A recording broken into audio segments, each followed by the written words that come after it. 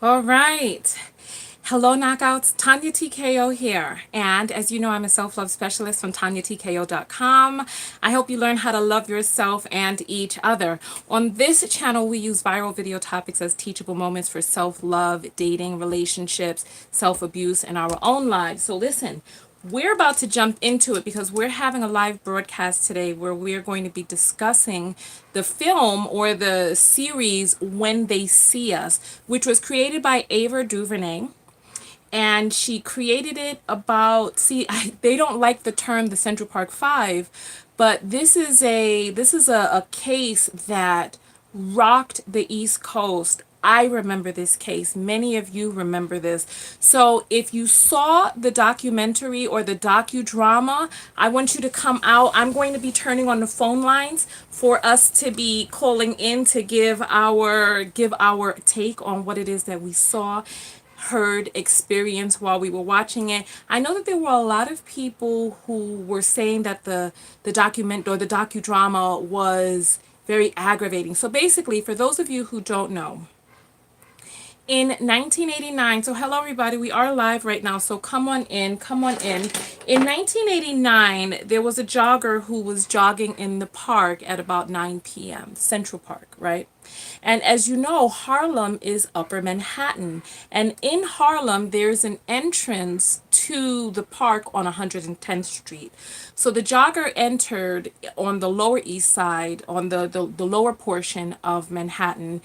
The boys who were many miles above. So we're talking about, she was somewhere between the 20s and the 40s, and we're talking about 110th. So each one of those is a block, and 20 blocks makes a mile. So what ended up happening is the New York City police, instead of actually attempting to find who actually so she was assaulted, she was beat over her head with a brick or blunt object. She was bleeding from her cranium, left for dead. In fact, she was in a coma for quite some time. And there were some boys who were wilding out in the park, just having teenage boy mischief kind of stuff. And there were some boys that entered the park. They were 14 years old. One was 15. One turned 15, and one had just turned 16.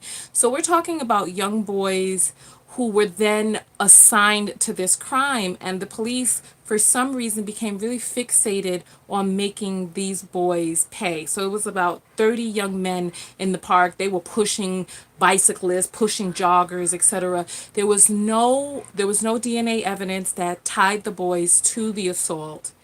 There was no DNA on them. There was no blood on them.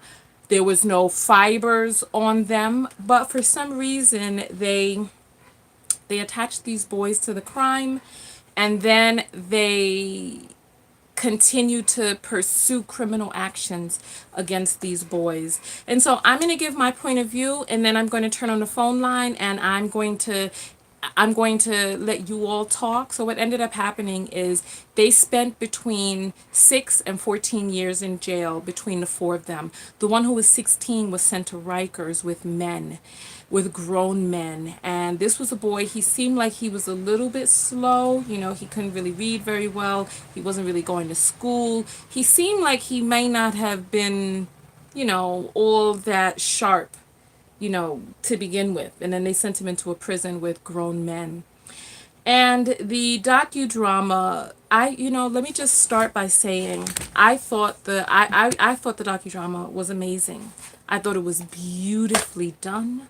I thought it was a riveting storyline. I enjoyed the way the writers put everything together. The casting was superb. When they showed you the actual guys afterwards, you could see the similarities between who they cast and who these guys actually were. And they went through the journey. So it was broken up into four different parts. And they went through the journey of following these boys a little bit before the event, during the event, during the trial, and then what their lives were like afterwards. So some of the biggest notes to mention is that the boys were exonerated. There was actually another person, so they found no DNA evidence. She had semen in her cervix, right? And there was also some semen in a sock nearby. but none of the semen matched any of the DNA samples of the boys. So we're talking about this happened in the 80s, so it's not like the DNA technology wasn't there. So this happened in the 80s, 90s. So 89 is right on the cusp of 1990, right? And what ended up happening is there was a man who did it, and he was then able to, because no one was looking for him, because Linda, the head detective on it, instructed these police officers to pin this crime on these boys. They were never really looking for the real assailant. And he was then able to go off and murder a pregnant woman, murder and assault a pregnant woman, stabbed out her eyes with a butter knife. It was gruesome, and there were children who lost their mother because this guy was left out on the street while innocent boys, 14, 15, and a 16-year-old, were serving time for a crime that they didn't commit. They coerced confessions out of the boys, and they starved them, sleep deprived them, and battered them to get confessions out of them. And so I just want to talk really briefly about my experience with the Central Park as a New Yorker, as the Central Park case as a New Yorker. And I'm going to be really honest with you all. I was very young when this came out, but I do remember the case.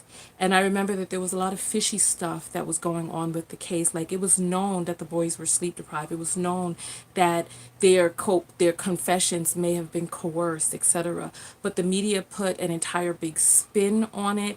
They didn't use the word alleged when they were talking about the boys. And then Donald Trump himself took out a full page ad in many different newspapers. He spent $84,000 on taking out full page ads talking about bring back the death penalty and assigning guilt to these boys. And I am going to be honest. I thought that the case was kind of fishy myself when I was younger. And when they became convicted, I thought that because they didn't have open trials like they have now where it's on TV. When they were convicted, I was like, oh, well, they must have done it because they were convicted for it. And of course, that's my ignorance. So one of the things that I really gained from this documentary, so there were a lot of people who were angered watching this documentary. I was not one of the people who was angered. I was really fatigued personally.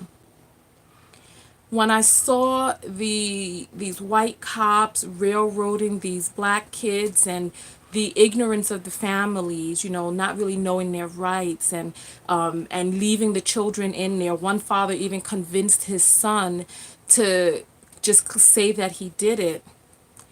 And when I saw it, I just became fatigued. So I'm going to give you all the chance to call in just a moment. Let me start opening up the phone lines. I became fatigued, and what came over me was just this feeling of tiredness. Like, I'm tired.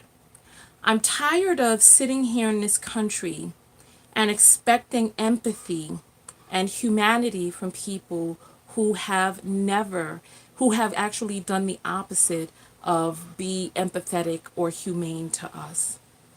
And it just made me feel a disconnection from this country. Like, okay, I'm going to use this country for what I can get from it, but I'm going to start planting seeds and roots elsewhere because I'm tired of not only the aggression from the people who are actively racist, classist, sexist, all of these things, colorist. Instead of so not only the aggression from them, but I just became fatigued with the microaggression, the turning of the back, the color blindness from the good white people who just sit silently by and allow these things to happen without really checking their counterparts and standing up in protest and solidarity. So listen, this country is 67% white, it is 13% black. If Caucasians wanted to make this right, they would make it right. But we have far too many people who are like, oh, I don't see color. But that is a trope that only supports the racist, because saying that you don't see color allows people of color who are being victimized to continue to be victimized. I'm tired of having the conversation. I'm tired of having the argument. I'm tired of the reckless indifference. I'm tired of it. And it made me want to travel to Nigeria even more.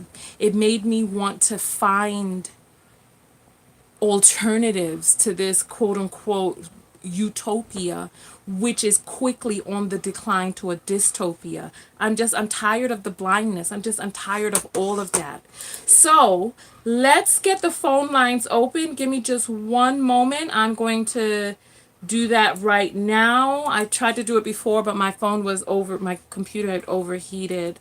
And so I really want to hear your points of view. I want to hear how you feel about this, because I know how I feel. I just became fatigued. There were people who were crying, who were angry. I think I'm spent. You know that song, All Alone on a Sunday Morning? Outside I hear I'm all cried out. I'm all cried out. I'm all angered out. I am done. I'm through. It's like I'm tired of arguing with people about why Trump is unfit. I actually met a person recently who was like, she felt that Trump was he was the coming of a new era, that he was one of the most sophisticated, one of the smartest men who has ever come in to run this country. And this is why they're smearing him with a smear campaign, because he is so astute and all of this other stuff. And he came to change things for the better. And I'm sitting there like, this man has proven time and time again that he doesn't know what in the hell he's talking about, that he is severely underinformed and biased. How do I have a conversation with a person like that? How do I have a conversation about that? Like, she was cool in other areas. She seemed like she had something going on together. But then after I heard that, I was like, okay. The guy has proven himself over decades to be a racist. So let's go forward. I'm getting the phone lines open while that's coming up. Remember, my videos are sponsored by my self-love affirmations workbook. And, so we're talking about the Central Park Five and what it is that they've gone through and have been through. We've all been through stuff. And this is a full color page where each page is a meditation in and of itself. Speaking of where we've come from, this is one right here. I am the manifestation of an ancestor's dream. So this is a workbook where you write out the affirmations, and then there's a workbook part where you answer the question that I've asked, and it allows you to be able to create that internal shift on the inside. All right, so let me get these phone lines open and I'll continue. You can ask me whatever questions you'd like. And let me get this opened up. So the phone number is 323-488-3149. And I am going to get this on here. Hold on. So I'm going to get the phone lines open. So I really want to hear your take. Oh, Lord. Now they want to do extra security on here. Give me 1 second. I have to type in a code that they're sending me. Give me 1 second. I wish this was something that could have been done before I got on. All right. 612984. Okay, here we go. All right, I'm just verifying the number. The crazy part about it is, so somebody is saying that that person wasn't very smart. There are different types of intelligence, and there are people who are willfully ignorant. And I'm fatigued of the willful ignorance of our counterparts in this country. I'm tired of being, I'm tired of being victimized in this country. One of the other things that really came to me. All right, so I think the phone lines are open right now, so I'm going to need somebody to test it out for me. Let's see. Let me just make sure. Okay, let's see. That's closing it. All right, so I'm going to need somebody to test out the phone lines, 323-488-3149. So one of the other things that came to me, there was one scene where where one of the youngest boys, he was in prison and he was in there with adults, and there were people who were trying to take him out. And what there was this feeling that came over me, and I was like, steel sharpens steel. And I thought about, because there was somebody earlier in the day who was talking about how how there was someone earlier in the day who was talking about pride parades and how they're trying to come out with some straight pride parade in Boston. Just the pure sheer ignorance and arrogance is just really disgusting. But they were talking about Pride Month, and and they were talking about how despite what gay people have gone through, despite, the victimization and the oppression and the suppression and all of that, when they come out for Pride, they throw a damn good party. They're jumping, they're lively, they're having a celebration. And that made me think about Black people worldwide. Because when you ever think about, the singing and the raising of the voice and this and the lifting of the voice and the lifting of the spirit, like when you think of a group of children in unison just singing out, you think of young African children. Think about it. You don't see that in Scandinavia. You don't see that in Chile. You don't see that anywhere. But you know that this is something that you'll see of African children just feeling the ritmo and just dancing to the beat and just loving and enjoying life despite how much it is that we've been through. So I was thinking from a spiritual standpoint, and I was like, you know what? That's right. You all have created superior beings, not just physically, but psychologically, mentally, emotionally. What it is that we have gone through and how it is that we have risen over that. We are superiorly resilient, and still we rise, and still we rise. So people, there are people who are like texting me all of these messages trying to get onto the live broadcast. So listen, the phone lines are open. Don't text my personal number. Call the phone line, 323-488-3149. I need someone to call. I'm going to start going through the comments right now. All right. So a group trip to Nigeria. You know what? Let me go over there and see how things are going first. But you know what? That'll be a wonderful, the pilgrimage. That'll be a wonderful trip to organize, to create pilgrimages where we go over there and see the motherland. I'm going to go over there and I'm going to vlog for you all. Because you know what? There are people who create pilgrimages to Egypt and East Africa, right? But most of us, ADOS, we are descendants of West Africa who went through the triangular trade.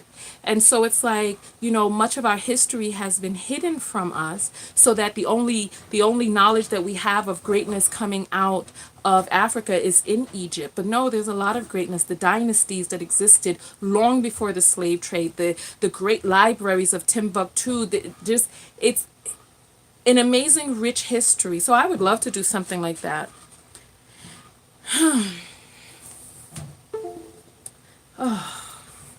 All right. So I need someone to test out the phone line. Let me know. 323. I hope I'm giving the right number. Let me check and see. 323-488-3149. And so S. Williams is saying the United States of America was started upon on racism. It will never change. You know what? I will say this, right? I will say this. Memorial Day weekend passed not too long ago. All right, first phone call is coming in. You're on the air live with Tonya. I need you to turn down your computer or whatever the case may be. Okay. Wait a minute. Hello? Yes. Hi, Tonya. This is Shane from Louisiana. Hey, I'm gonna get you on the Bluetooth speakers. So say something now. Hello? All right. So I need you all to let me know if you can hear her, because the volume is, I turned the volume up to 100%. So now we have Shane Oh, on the line. So Shane, let me know if you can hear her. Okay, they say you sound good. All right, so let's talk, Shane. Did you see When They See Us? like, sound like I heard her say, can she see us? Can you hear? Okay, so listen, Mama, I need you all when listen. Let's let's get our phone lines together before we call in, right? Let's make sure that we got that together. Have your computer or whatever off and make sure that you're listening to me through the phone. So when you call in, listen through the phone because there's a delay with the computer. All right? So there's a delay. So if you're listening to me on a computer, it's going to be behind, it's going to be behind the whatchamacallit, all right? So phone lines are open 323-488-3149. And I want to hear your thoughts and your point of view.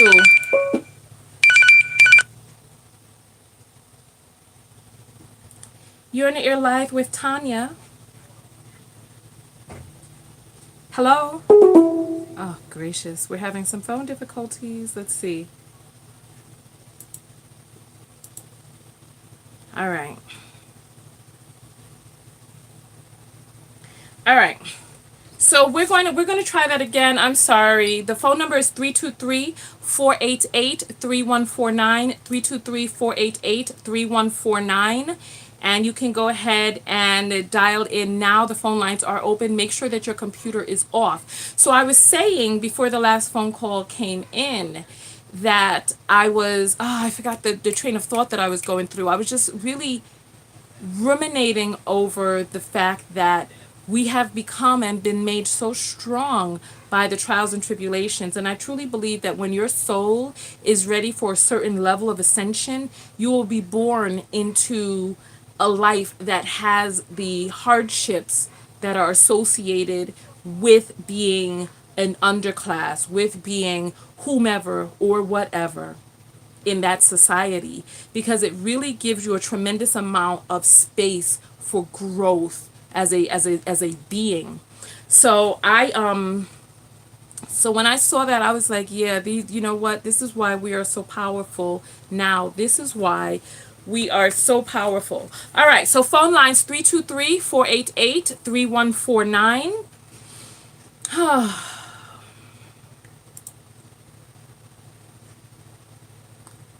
And I'm going to read some of these comments. And so Shark, also, so somebody write the number? The number is in the description, is in the title of the video. It's also on the thumbnail. So can somebody post the I don't have the ability to write comments while I'm on live. Can somebody post the telephone number inside the comments so that we can go from there? And so we were talking about, all right, here we go. You are on the air live with Tonya. What's your name?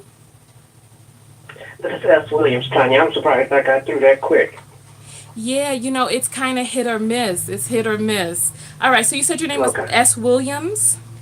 Yeah, I was the one that said that the United States was founded on racism Uh-huh. and started up on racism, and Okay. it'll never change. Okay. You know.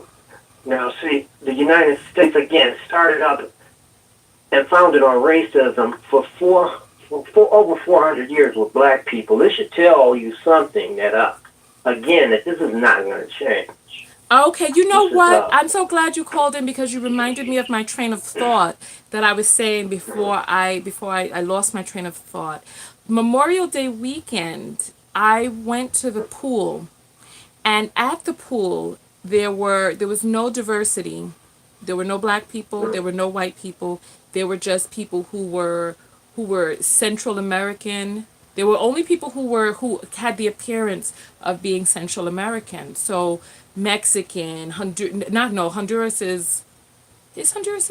Yeah, Honduras is still in Central America, but that, but having that look, and so I truly believe that a shift is happening, and this is why, we're clamoring in this country to outlaw abortion and stuff like that, because white people are not producing at a rate to be able to sustain their population. And I think that they're afraid of the hand of this country going into the clasps, the hands of people of color. And so I truly believe that a shift is occurring right now.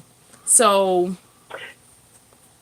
It does seem like it's a shift, especially if you see down on the border. You mhm. know, if you can imagine how many people are coming in, and they're talking about like within like a year's time, like a million, people coming up through the Mexican border. That's a lot of people each year. So with time, I don't know you can only about imagine. I don't know about 1 million people. Can anybody verify that? Can anybody verify how That many people are crossing? Because I heard that it was much less than that. But let me I'll in Google it. Go in ahead. the course of a year.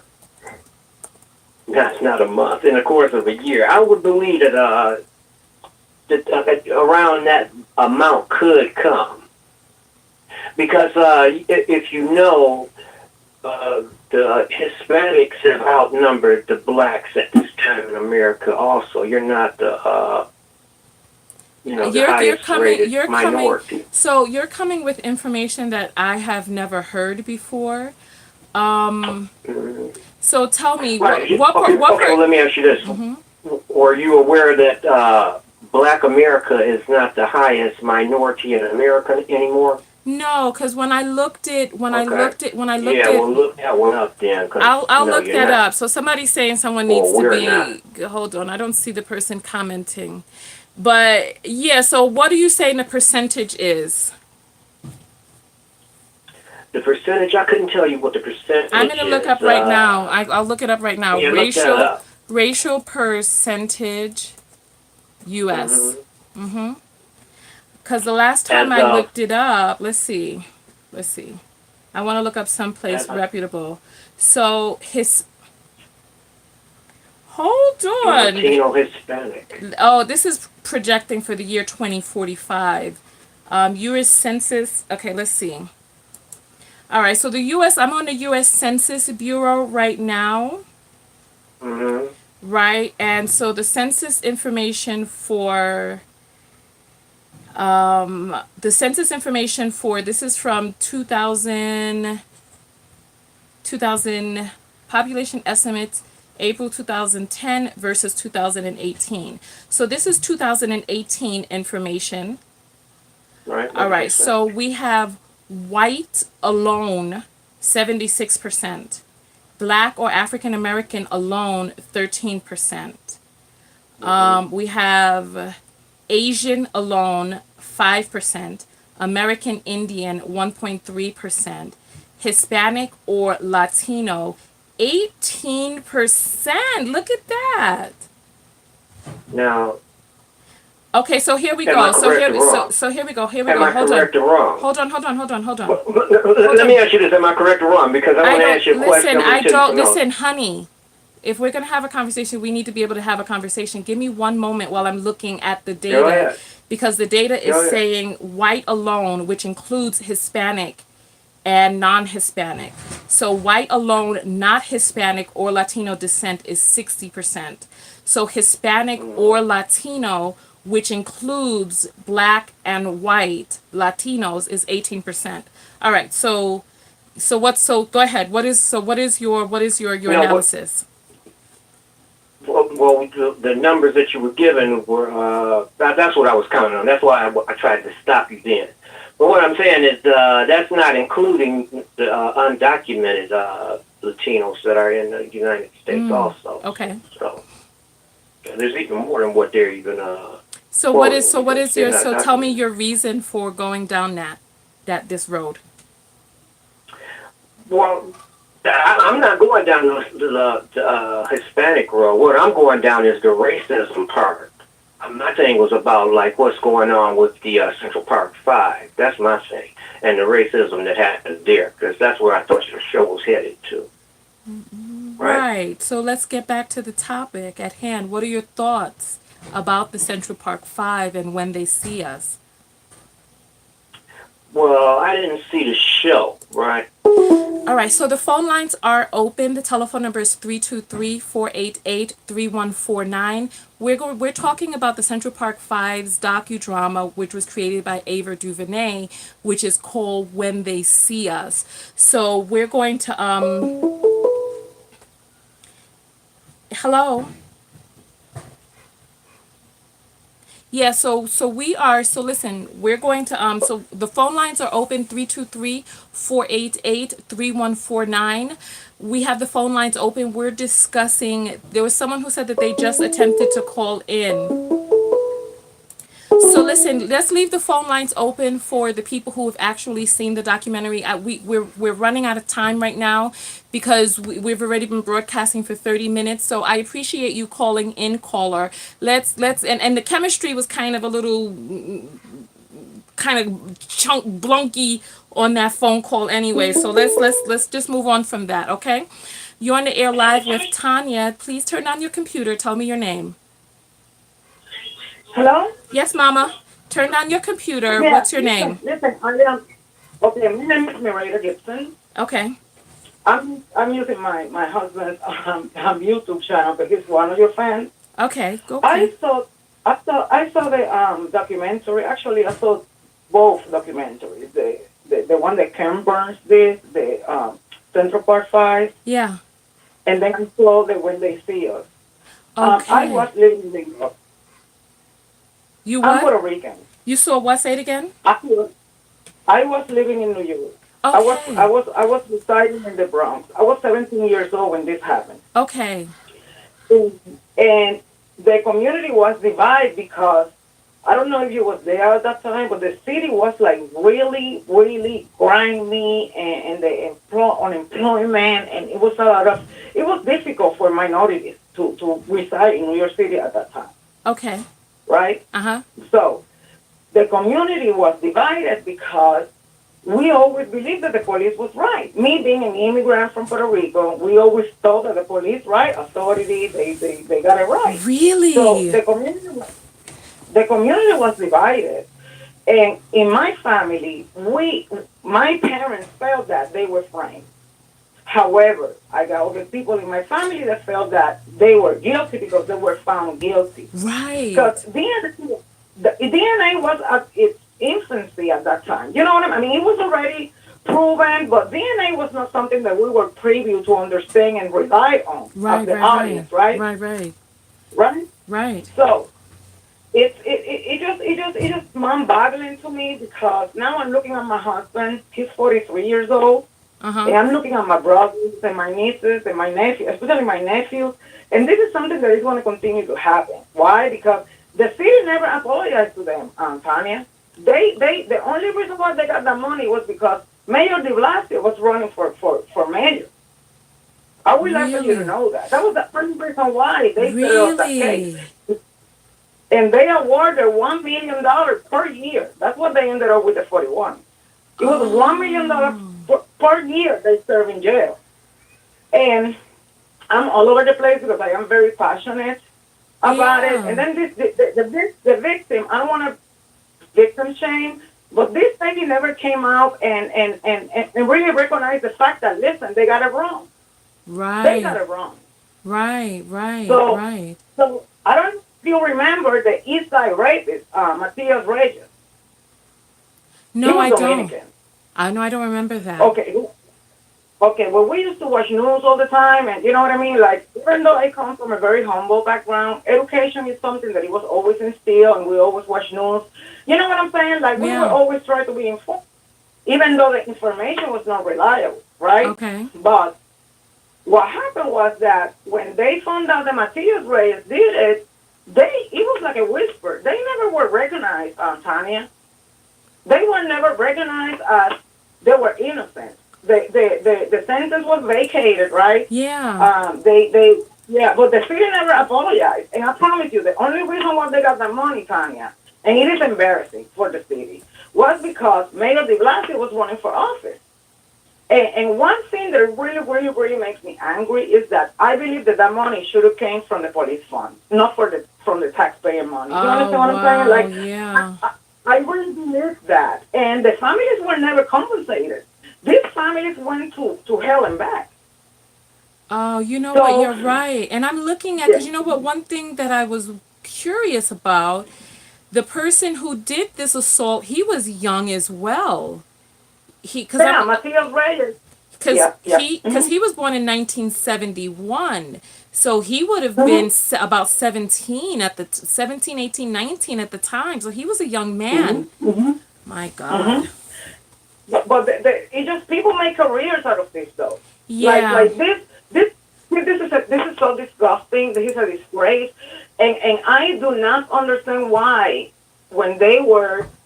What is the word that I'm trying to find? Not guilty, but what is the legal term when they were Exonerated. back exonerated? Yeah. Tanya was a small headline. It was not even, you know what I'm Really. saying? Like it was so small and it was disgraceful.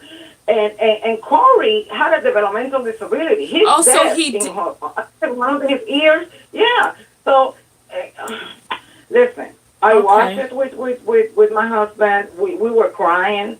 But it is embarrassing the fact that we have to have this conversation because this is in our lifetime. Like this is you know what I'm like. This is disgraceful, sorry. Like this is awful. Yeah, well, you know what? So I think it's good that we're having this conversation. And you know what? It's okay. They put out a small headline. That's fine because you know what? Because of the way that they did it and the small way that they decided to be like, hmm "Oh, by the way, innocent," with the little headline, Ava DuVernay picked hmm this up. And who was the other lady? Cuz my kudos to her.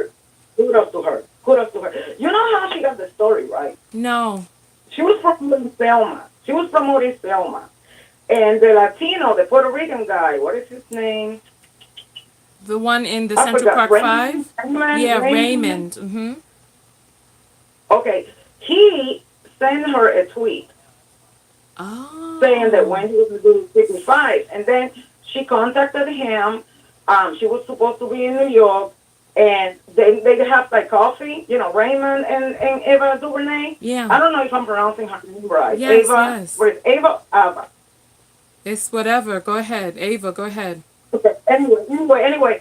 So when he was explaining the story, she ended up like begging them, can I really tell the story for you Yeah. guys? Yeah. So yeah. But it is another documentary called The Central Park Five by Okay. Ken Burns. Okay. That it is Say also, say the name, say the the name again because I've been looking for the other documentary. it's called The Central Park Five, Uh-huh. and the director is Ken Uh-huh. Burns B U Okay, I R see S. it. Yes, I ma'am. see it. All right. Ken So, Burns. Uh-huh. there is a conversation that is that I'm going to let the other callers, you know what I mean, Yes, add thank to the you. conversation. But I want you to tell you that even in our community, we were divided. You understand what I'm saying? And I feel guilty about it. You know what I'm saying? Because we my family were like they were framed, but I got all the family members and neighbors that they really believe that they did this. I promise you that. Well, you Like know what? that it was. Yeah. And so there was one thing that you said that I feel is really, really, really important. And you were talking about the DNA and how it was in its infancy at the time. One Mm-hmm. thing that I think that we Mm-hmm. have to keep in mind, and I'll let you go off the phone line, so thank you, and I'll just make this last point. You can continue listening inside the room, okay? Thank you. Thank you so much, darling. I will continue, but I'm using my husband's YouTube because I don't have a profile of my own. But I want to commend you for the conversation, and I'm going to hang up, and I want you to elaborate on that. Okay? I'm listening. Thank you, Okay, darling. perfect. Thank you for calling in. Thank you. All right. So, one of the things that we have to realize is that people, so when I make this book a workbook, right? And the reason why I have beautiful pictures and beautiful passages inside there is because people, human beings, we experience through feeling. We experience through words and sights and sounds. Like I became a neurolinguistic programmer to be able to alter your neurons with linguistics, because we as human beings, when we imagine something, we see pictures and images. So we have to remember that when the press was painting this picture, the press was painting a picture for people.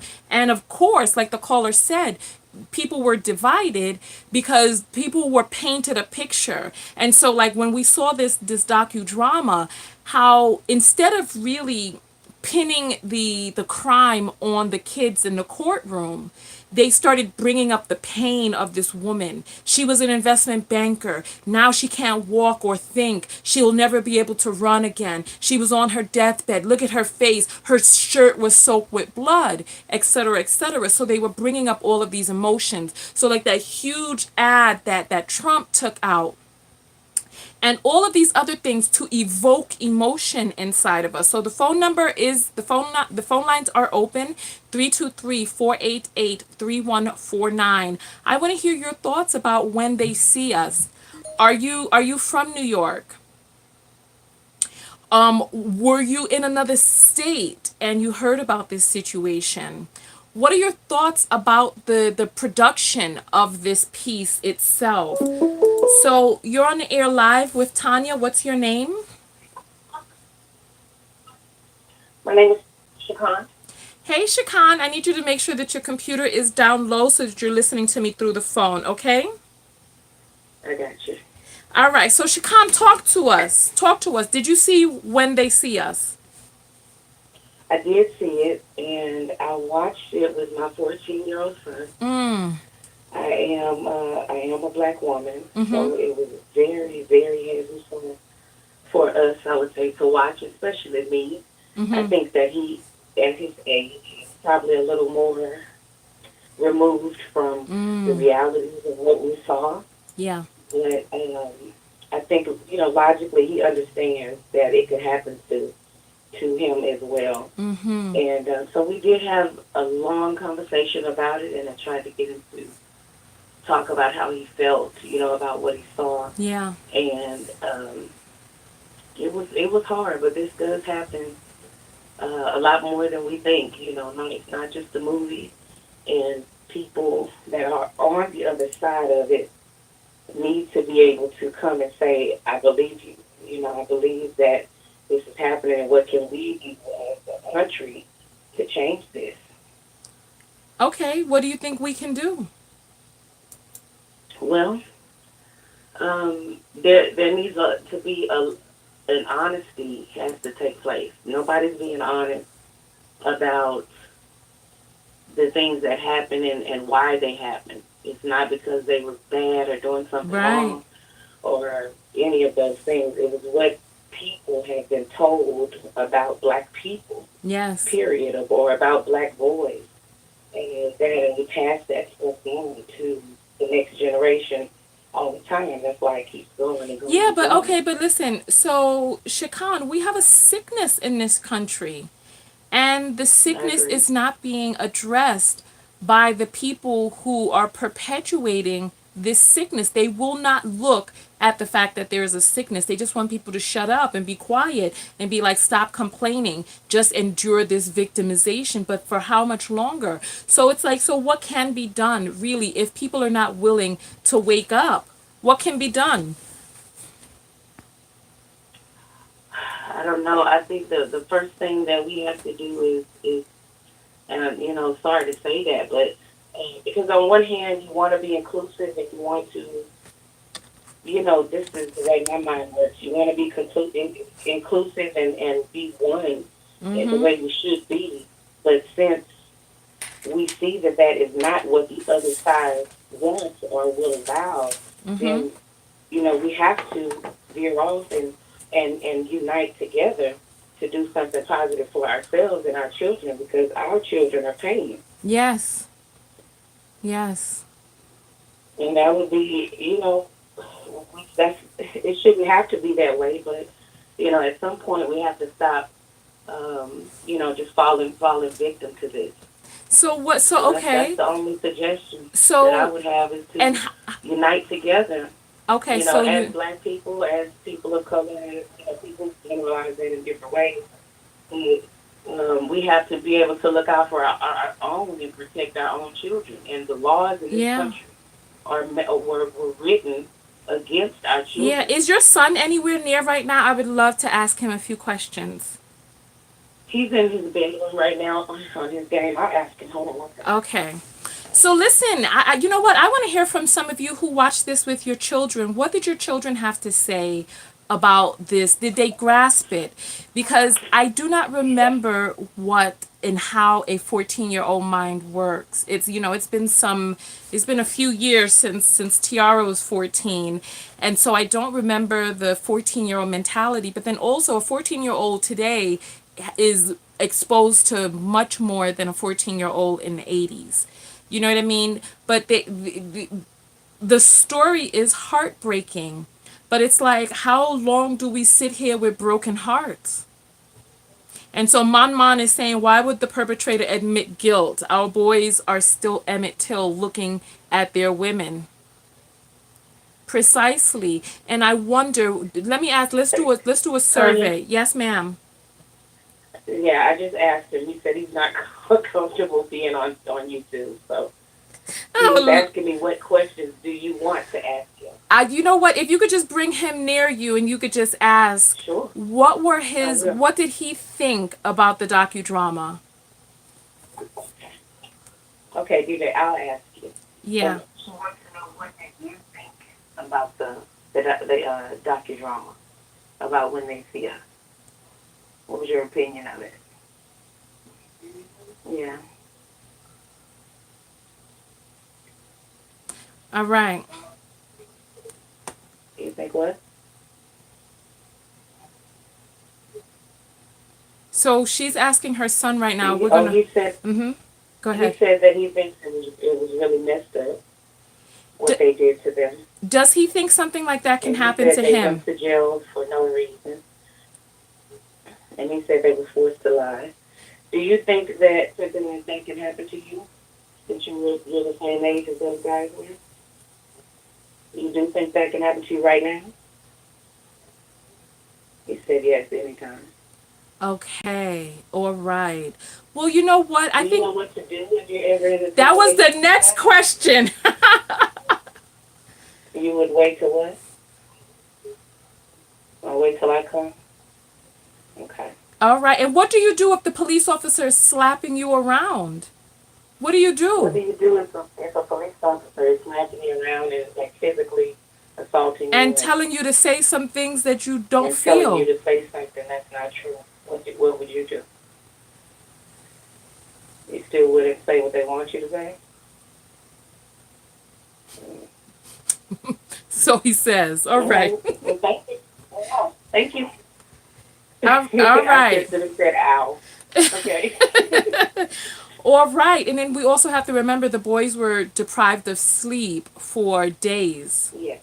They were deprived of Yes. sleep, deprived of food, and deprived of bathroom. We're talking about Guantanamo Bay Right. treatment, war crimes And I on think U.S. most soil. most adults would not be able to handle that level, of No, abuse. Let alone no. for children who are afraid. Yes, You just want exactly. to go home. Exactly. So that Well, was a huge travesty. you know what? We're gonna let you go. Thank you so much for calling in and giving your opinion of it. Thank Thank you. you. All right. Thank you. Love your show. Love you too, Mama. Bye bye. Okay, so the phone lines are open 323. Oh gracious, they come the calls coming in back to back. You got fast fingers. All right. Welcome. You're on the air live with Tonya. What's your name? Hey, Tanya. My name is Amanda. Hi Amanda. Did you see When They See Us? Yes, I did see it. Okay, and so what are your thoughts about tell me what's on your heart and mind? Well, I feel like a lot of things, a lot of things can be different if the men in our community would step up and be fathers to the boys. Talk louder, please. I said I feel like a lot of things could be different Mm-hmm. if the men in our community would step up and be fathers to these young boys that are growing up. Okay, what do you think would be Because they different? know, I'm sorry, go ahead. What do you think would be different?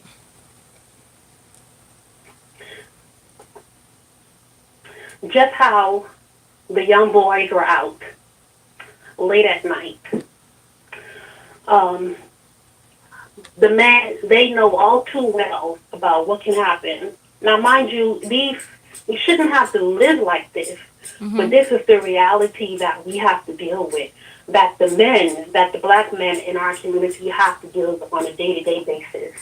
You see what I'm saying? Okay. And just being vigilant, just being able to be protectors and being able to be overseers of the boys that are growing up to help them to be able to make better choices.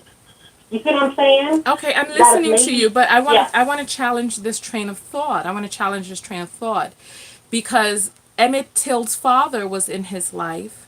You know, I think that when we start grasping for how can we create change, you know, we look at the it's like us saying, okay, if only the cucumber wasn't in brine, it wouldn't be a pickle. However, who put the cucumber in the brine? You know what I'm saying? So it's like we have a uh-huh, situation that exists here in this country, and we're busy looking at the people who are in the situation and saying, you know what, you're a microcosm in this macrocosm, and this macrocosm, which is the brine, we're like, oh well, what could you have done not to be brine, not to become a pickle? But you were born into this brine. You know what I mean? So it's like yeah, when we look at, you know, so I understand because some people inside of the audience are saying some of the boys had fathers in their lives. So you know that Raymond Santana, his father was in his life. And the and Tronny, his father was in his life. And so we have fathers who were there. However, there is a larger we live in the United States of America. The United States of America has a sickness in it that when they see us, this is what they think. And we start putting the burden of proof. It's kind of like in a rape culture where we start putting the burden of proof on what the woman had on. All right, so mm-hmm, if she wasn't going out there acting that way, she wouldn't have gotten raped. If he didn't have on those baggy clothes, he wouldn't have gotten shot down by this rent a cop in his neighborhood. If the fathers were there, then the boys would act different. However, this is a systemic issue because as you see, it came down from the head where we have a criminal mm-hmm. justice system that places 16-year-old boys inside of prisons with adults. The whole reason of having a trial as a minor. So there were a lot of avenues that failed these boys. The press failed these boys. The police failed these boys. The judge failed these boys. The prosecutor failed these boys. The lead detective failed these boys. The criminal justice system failed these boys because even so, they were put into a situation in which they were destined to come out far worse and more broken. There are countries that have prison systems where the people come out better. Our prison system is not like that. Plus, these boys were railroaded. So, is it that the fathers weren't there to really raise up these boys right? Or is it that without DNA evidence and all else begot damned? Well, you know what? I'll challenge you to this, Tanya. Mm-hmm. Okay?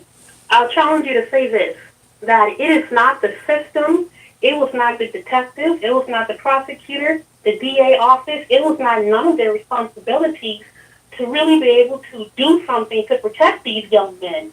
I still put the burden on the back of black men because the black men will be able to rise up and build a community for their sons to be in, for their sons to thrive in, so that their sons wouldn't have to be able to be treated in this manner because over and over and over again, we see that this is something that's going to happen. You see what I'm saying? It is not for other races of people to protect our boys. We can't expect for our enemies, in a sense, mind you, and I'm using that really, really in a sense, right? But it's not for them to be able to protect our children. You see what I'm saying? That's, you know what I'm saying? No, I That's what don't. I'm trying I to say. don't see what you're saying because we are minorities in this country. So the only way to really get around that is to leave this country and create a society where we are the majority and it's or at Yeah. least create a society so then listen, you have children yet? Yes, I have one. Okay, did you have your children in this racist culture?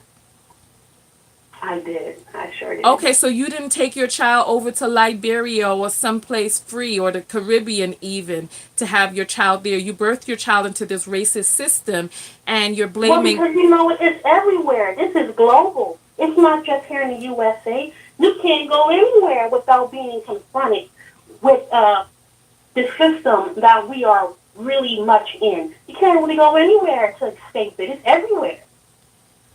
Um, there are different places. If you look at the happiness quotient, if you look at the happiness quotient that exists in other countries, there are people who are exhibiting overall happiness and feelings of well-being more than us in this country.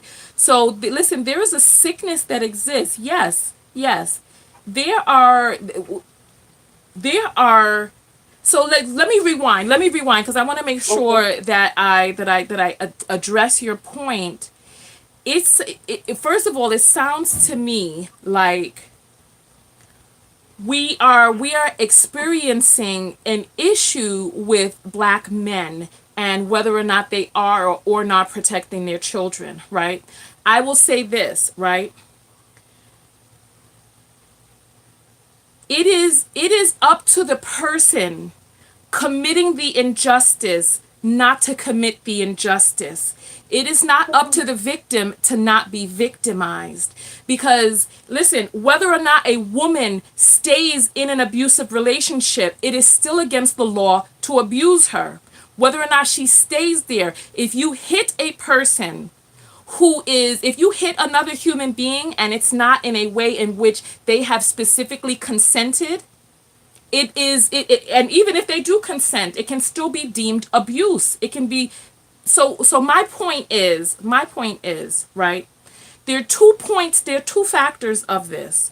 So men produce children, but we also produce children with men. And there are some of us who are one producing children with men who have one not demonstrated that they have the care and ability to be able to take care of those children once they are produced. That's one. And then two, it is still, especially, listen, especially when you are the minority of a country, it is up to the majority to protect that minority. We cannot survive in this country if Caucasians turned on us because we're outnumbered. But still, these would be wars against humanity. The world would need to step in because we are not able to really truly protect ourselves in this country.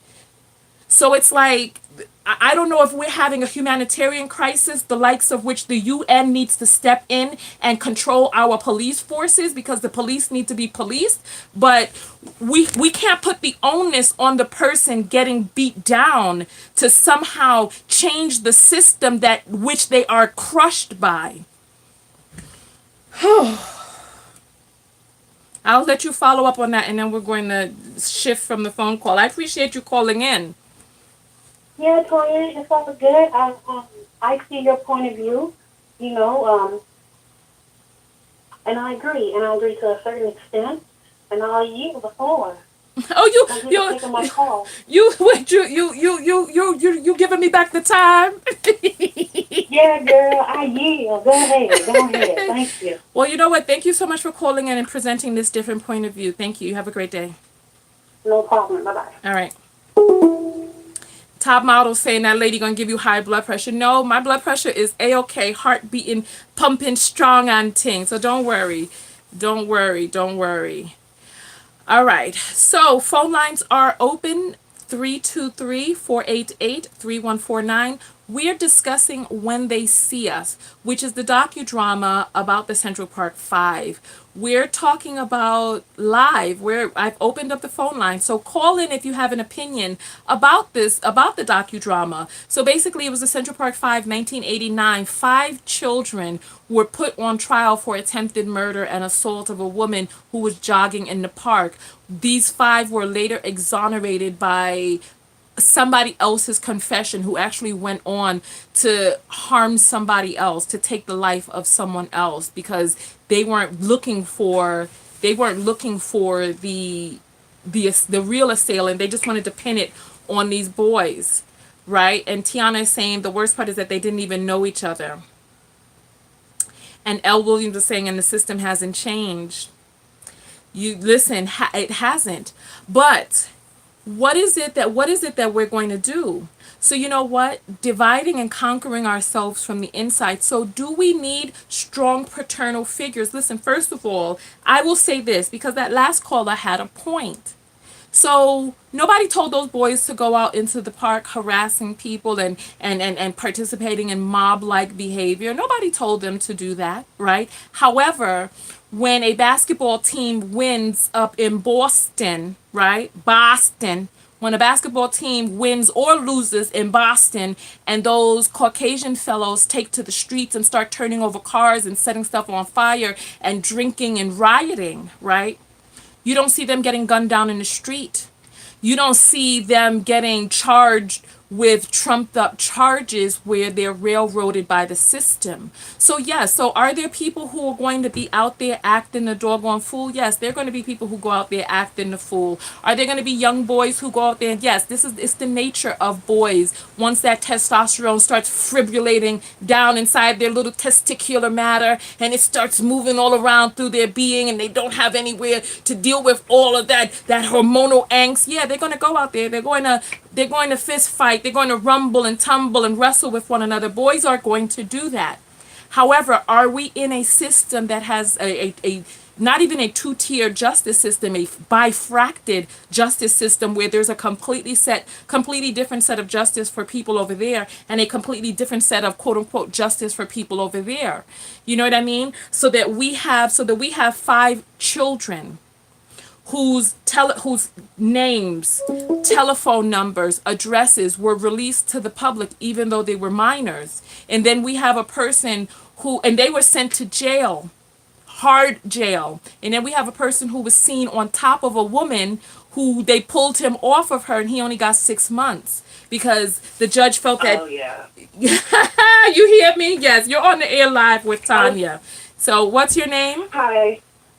My name is Lori. So I watched the movie, and I actually followed this case quite some time ago because I'm from Ohio. Mm-hmm. So although I'm not from Brooklyn, I learned about it when I was a teenager. Okay. So and to the previous caller, I understand what she's trying to say. What she's trying to say, if there had been a community of support around not just those children, but also the parents, then it would not have been so easy to lead them into this place where even that one child whose father was actively involved, the police were able to take him away and say, look, you need to tell your son that he's going to agree to these things, right? Had there been a community support around them before this situation happened, he wouldn't have been so easily led for that to happen.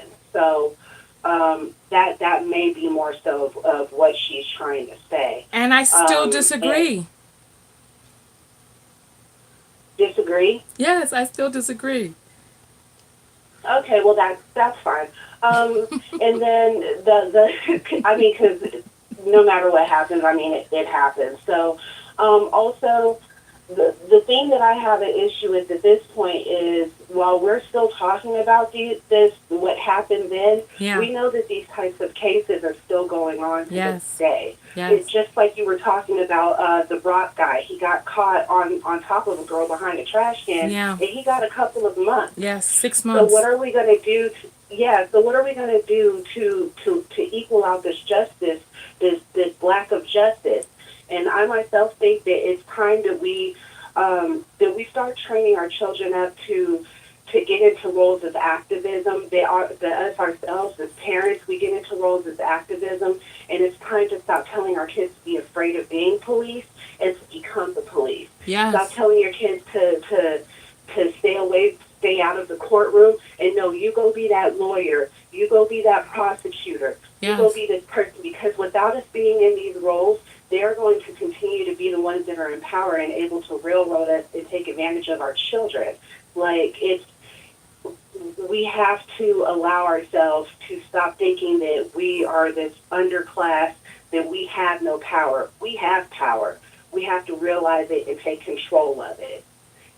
That's Okay. the only way any of this is going to change. Okay. Well, you know what?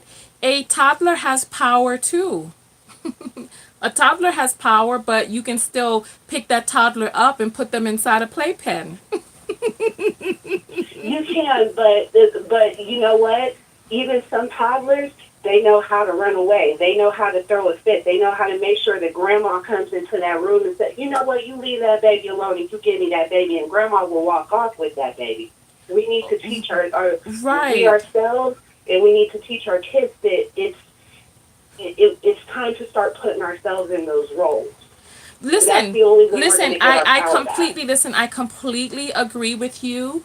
My niece is on track. She was interested in becoming a federal agent. She was also interested in going the track of becoming a detective, right?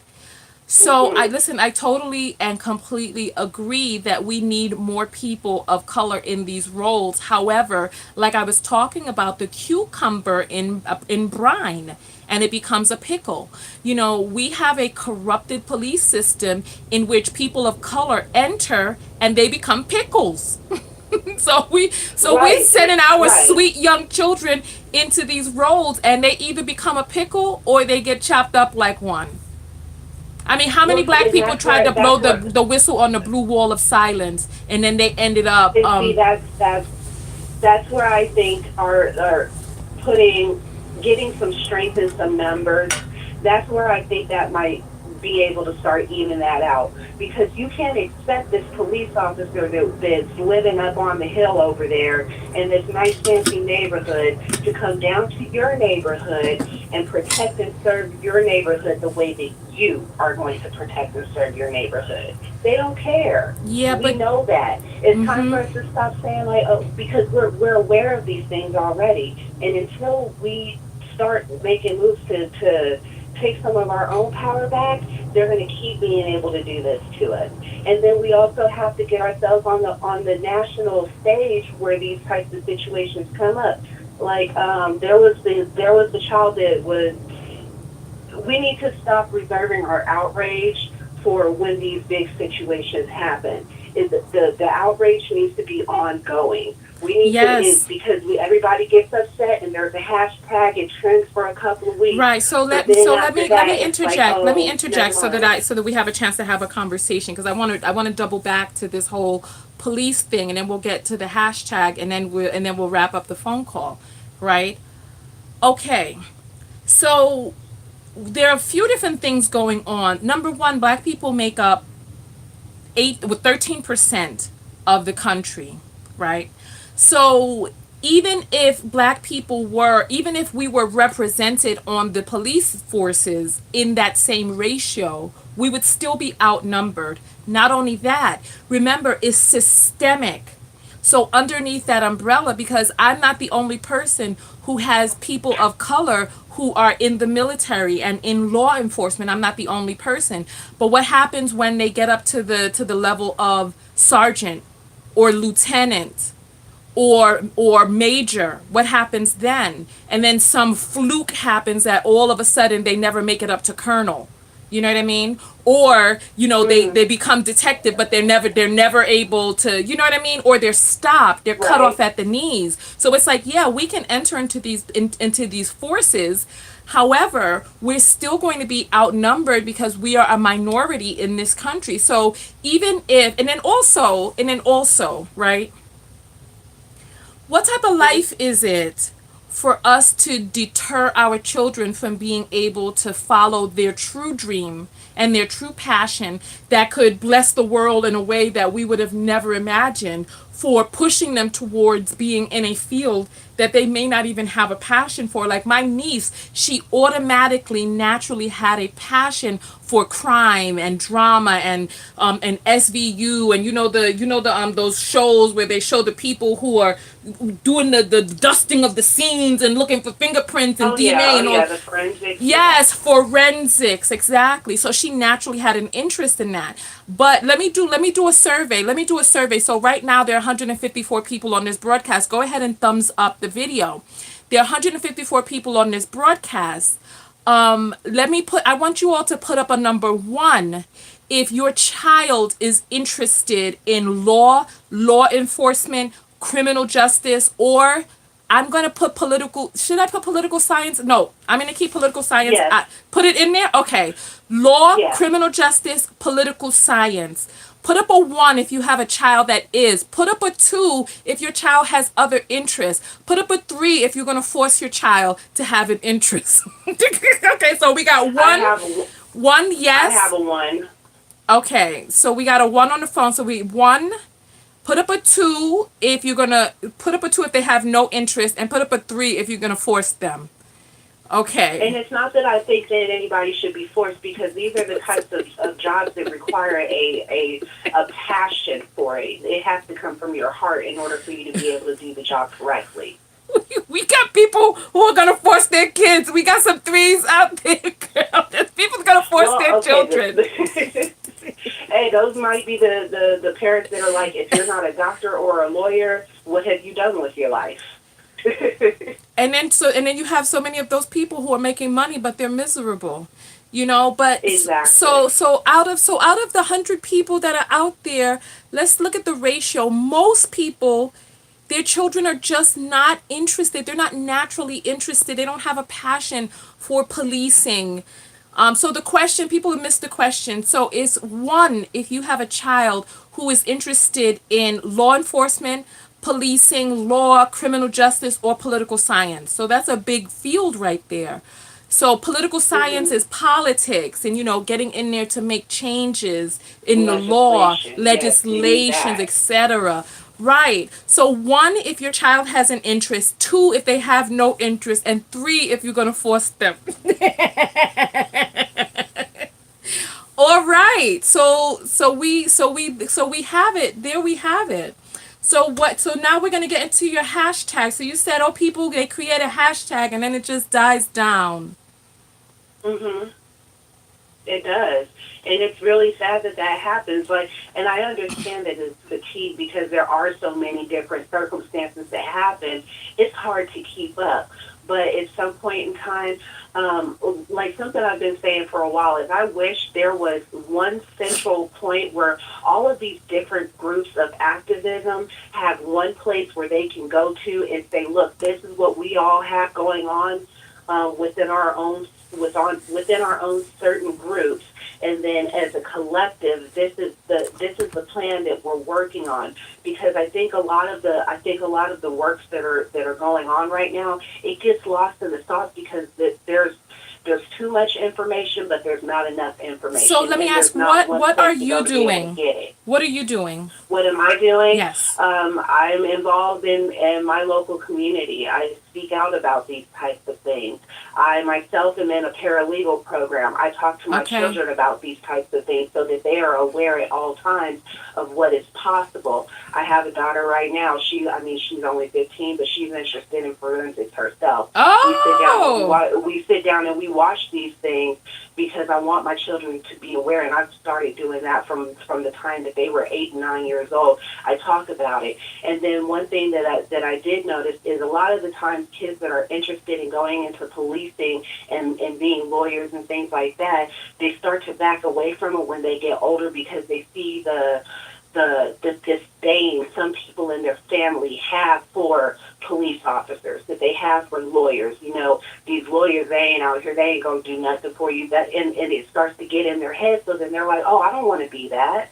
I don't want to be that. So in a little while, in some sense, we sometimes sabotage our own kids because it's naturally there for them, but they hear the way that we talk about them, so they Okay. don't want to do that anymore. All right. Well, you know what? Listen, when you got that passion burning in your soul, one way or another, the passion is going to find a way to express itself. It's like a Oh yeah, pregnancy. Sooner or later, a baby gonna come out.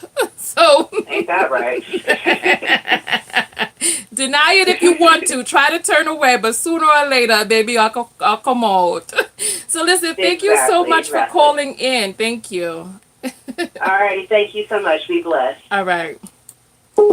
Okay, so the phone lines are open. I wanted to, this thought keeps slipping my mind. I wanted to say something. I wanted to say something, but and I wanted to, I was like, I'm going to remember, I'm going to remember, I'm going to remember. And then it slipped my mind. So we were talking about political science. We were talking about becoming involved. We were talking about doing the things that we need to do to change the landscape of what our laws and governance and policing looks like in this country. So right now we're talking about the documentary When They See Us. Phone lines are open. We are going to be broadcasting for another 40 minutes. This is going to be a 2 hour in total show. So if you need to go to the bathroom and run, go get a bathroom break, let me do my commercial right now. This is the book of affirmation, self-love. This is a book that I wrote. It's the most powerful way that I know of to be able to rewrite your subconscious programming. I am a certified clinical hypnotherapist with a specialty in neurolinguistic programming.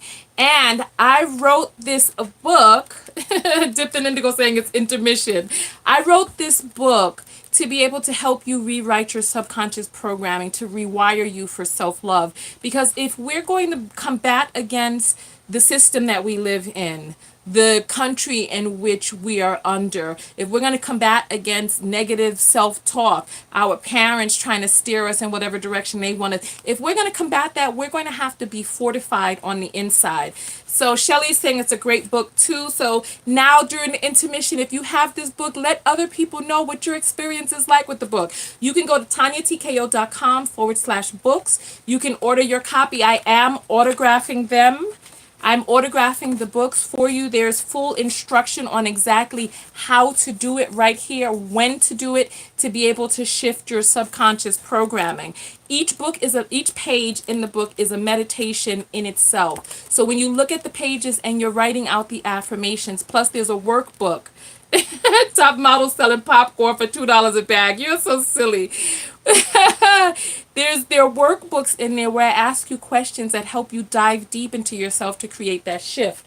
Also, on my website, tonyatko.com, there are 150 people on this broadcast right now, and many of you got the notification from my mailing list. So if you go to tonyatko.com, you can get a complimentary MP3 in exchange for joining my mailing list. So if you go to my webpage, you'll see free MP3. Just click on that, go through, you get a coupon code, you go through the store, you buy your MP3, you get it complimentarily. And all of these different things work in tandem. They work together to be able to help you create that shift, help you to forgive. I have an MP3 to help you to forgive. The upcoming MP3 is going to be on doing inner child work. So I have a stress release MP3 as well as a relax MP3, which you can get complimentarily. So thank you all for all of your support. Phone lines are open 323-488-3149. And we're talking about the case of the Central Park 5. This is what I wanted to say when she was mentioning it on the phone. We were talking about sticking together as a people, knowing our rights, etc. But the issue is that we live in a country where we're not unified. We're a minority in this country, and we have been programmed for self-hate. We have been programmed to hate our blackness. The more black you are, the more Negroid you are, the more you hate it, the more you don't like looking at it, the more you don't like looking at it in other people, the more you don't like looking at it in yourself. So that we see people who emulate the oppressor, who have the phenotype of the oppressor, and we are more inclined to find those people beautiful and pretty, etc. And I think that it's high time. Remind me, jail, because that's the next thing that I want to talk about. I think it's high time. I think it's high time that we. I lost my train of thought. I think it's high time that we created a shift. I think it's high time that we created a shift because it starts with each one of us. Like, what are each one of us doing? So I asked you to remind me of jail, and I want to ask anybody out there. So I saw a lot of people out there who have interest in law enforcement. I want to know of a program. I want to assist young ladies who are imprisoned. I want to assist them with I don't know what type of programs there are out there. I know that there are programs that help get people ready for going out into the world. Because one of the things that the guy said is that, he burned through his money because he really didn't know how to budget. So I want to be able to assist people, assist youth who are incarcerated. So if you are affiliated with any type of program that helps incarcerated youth, if you know a person who is affiliated, I want to volunteer my time to go in and assist. So talk to me, refer your person or your people to me, etc., etc. And so Kim is saying a fancy expensive attorney could have gotten those boys off. Why was there no one offering their services pro bono for these boys? Their damn DNA didn't match and everyone knew it. They had a fancy lawyer on there, but everybody was trying to make a name for themselves, but they were in a system that was on a track to railroad them, and they got railroaded. So Dutch Black Girl is saying the book is so cool, and I'm out. Have a good day. God bless y'all. Well, thank you. And Kara is saying acknowledge it and actively unlearn those behaviors. Well, you know what? It takes some shifting to unlearn, because you have to first realize that there's something that you learned in the first place. And Tiana saying high time, like high yella. You're so funny. And Shelly saying I need to get those MP3s. And today would be good if we could have a chat where you can demonstrate how to make one's head wrap like you have one now. Carmen, you have to do your due diligence. We're talking about people who don't know what's going on in the criminal justice system.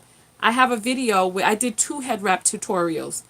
Did you ever search through any of my videos? It's like, how do we expect for people to know the law and we don't even know how to do a search through someone's YouTube videos? So come on, let's come with it now. Let's come with it. So greetings, everybody. Greetings.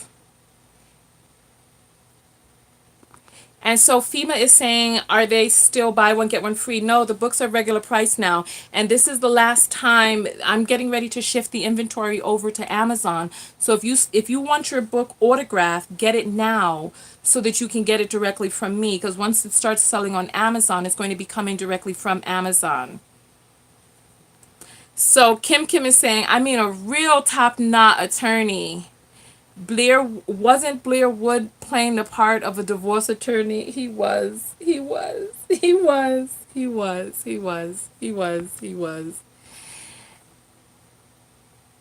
Okay. So Tiana is saying, I saw them and I like your old convention videos too, Tonya. Thank you. You're welcome. You're welcome for those videos. All right. So phone lines are open. 323-488-3149. I'm going to take a few more calls. And Kara is saying the sad part is there are thousands of black men in prison today with similar stories as the Central Bar 5. Thank you. This is one thing that I wanted to make sure that I said. People are coming down on Linda Farstein and taking away her book deals and all this other stuff. Yeah, I think that she needs to be ripped of those book deals. However, there were a lot of people that participated in this railroading. Every single last one of those detectives who coerced those confessions out of those boys needs to be stripped of their pension. They need to be put on trial themselves. They need to face consequences. That curly-haired prosecutor who was in the court, she needs to face some charges as well because they lied, doctored evidence. I mean, come on. Yes, exactly. Was that the DA? Yeah, she needs to face some charges. She needs to be ripped. It's like everybody's coming down on this woman, but there were a lot of people who participated in that boondoggle. There were a lot of people.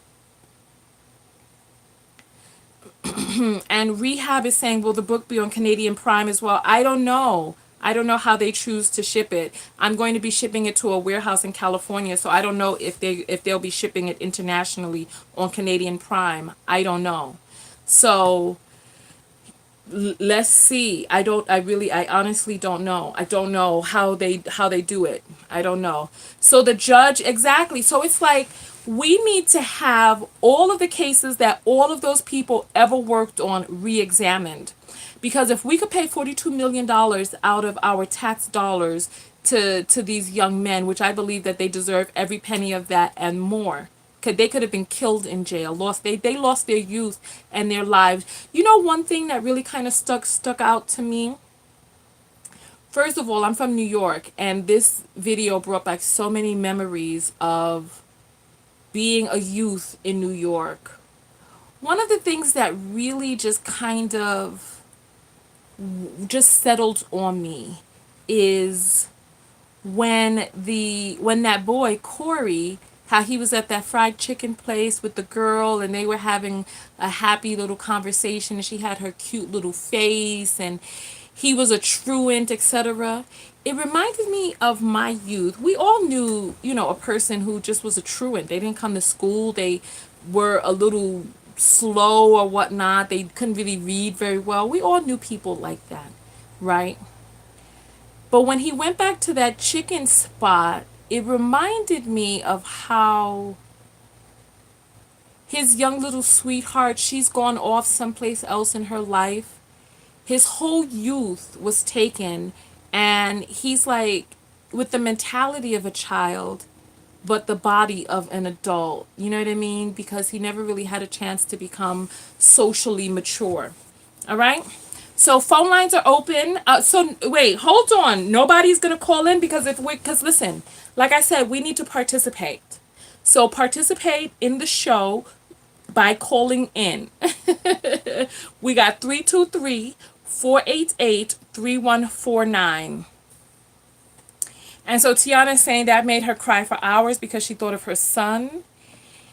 And Kim is saying same thing is happening here in Contra Costa Country. Corrupt head of DEA was convicted for selling drugs himself.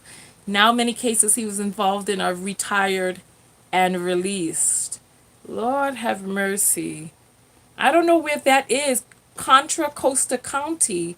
Where's Contra Costa County? And Kim is saying, no, Kara is saying, the same reason your president isn't going to trial. Black lives don't matter to the United States of America. Well, you know what? Listen. And so I was angry with Yosef's mom for not helping Corey when he got in that mess. You know what? That was a really strange situation there. Like the tension between those mothers. I thought that was really bizarre. Like I was like, what is going on? Like I understood why she was like, you know what? I don't really want to do the whole letters thing. I understood that, but it was weird. It was weird. You're on the air live with Tonya. What's your name? Annette, how are you, Tonya? Hi, talk a little bit louder, please. Okay, I'm sorry. Is that better? Yeah. So go ahead. Can you all hear her? All right, go ahead.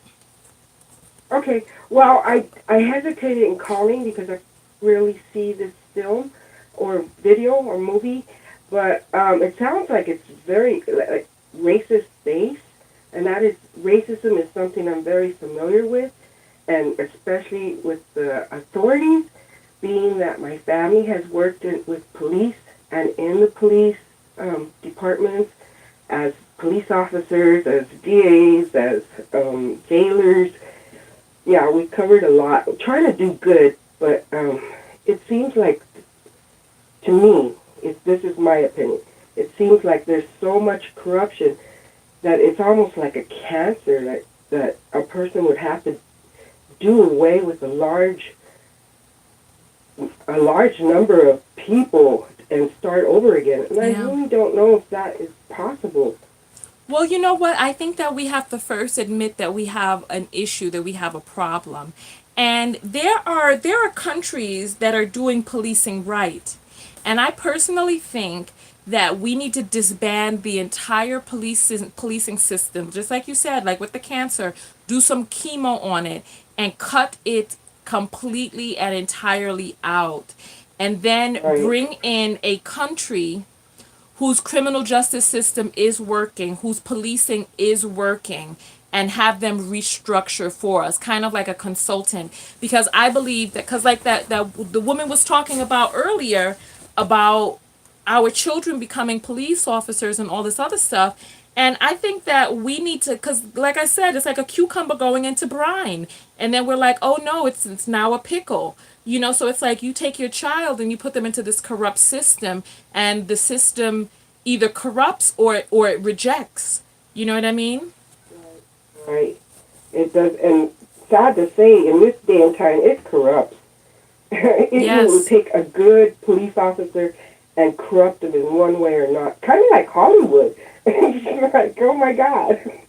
It's take a nice innocent person and just twist them around to where they start justifying the bad that they see, because these are people that supposedly will die for them. You know, they got each other's back. They're Yeah. supposed to be the sheepdogs of the sheep. Yeah. Well, That's what I've heard. well, you know what? Personally. I'm going to let you go in order to bring someone on the line who did see the documentary, because I want Okay. because I want to talk about that particular documentary. All right, or docudrama. Okay. Thank you so much for calling in. Have a great day. Bye. You too.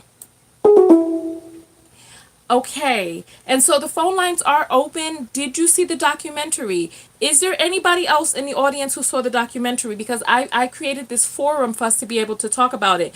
However, if there's nothing else that you all need to say or express about the documentary, then I'm going to jump off of here and I'm going to keep the video at the length that it's at. So the phone lines are open. If you want to continue the conversation, then let's continue the conversation. It's 323-488-3149. You've seen the movie but not the documentary. That's what I meant. The docudrama. That's what I meant. The docudrama. You're on the air live with Tonya TKO. What's your name? Carmen Cook. Your name is Hanukkah? Carmen Oh, Carmen. Oh, Cook. all right. So Carmen, you're on the air. I'm sorry. You said Carmenta? Carmen Cook. Carmen Cup. Cook. Okay. Cook. Like you cook in the kitchen. Oh, okay, Cook. Okay, perfect. So you're on the air live right now. So what are your thoughts about this Okay. the docudrama? Actually, I have not seen the documentary, but you were asking a question about Costa Contra, and it is located in the east north of California, San Okay. Francisco area. Okay, great. So what I'm going to do is I'm going to open the phone lines back up, okay, for someone who has seen the what did you want to say about Contra Costa? Not really much. I just wanted to answer your question as to where it's located. Okay, well, thank you so much. Thank you. Have a great evening. Sure. All Thank right. you. Bye. Okay, perfect. So the phone lines are open, and we're probably going to be wrapping this up in just a little while, because if there's nobody else that's seen the documentary or the docudrama, then I'm going to give you the opportunity to go and see it. And then what you can do is you can come back to this video and you can comment in the comment section about your thoughts and feelings about the docudrama. So so the phone lines are open. We're going to take one last phone call from somebody who has something to say about this docudrama. All right, the Central Park Five, either the documentary or the four-part series done by Ava DuVernay. You are on the air live with Tonya. What's your name? Hello? Well, we can't hear you, so you're going to need to hang up and call back in, because your phone may be on mute or there may be some sort of disconnection. But call back in, okay? All right. So the phone lines are open, 323-488-3149.